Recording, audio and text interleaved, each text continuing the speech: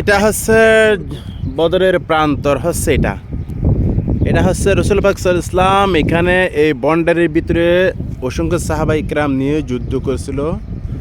এটার নাম হচ্ছে বদরের প্রান্তরে, অসংখ্য সাহাবা ইকরাম শহীদ হয়েছিল এই জায়গাটা। আমরা আজকে এই জায়গায় এসেছি, আমরা জিয়ারতের উদ্দেশ্যে এসেছি। আল্লাহ সুবহানাহু ওয়া তাআলা আমাদের উদ্দেশ্যটা পূরণ করছে আলহামদুলিল্লাহ।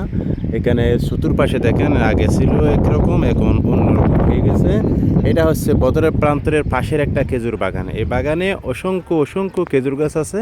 এই খেজুরগুলো অত্যন্ত ভালো এবং অত্যন্ত শেফামূলক খেজুর।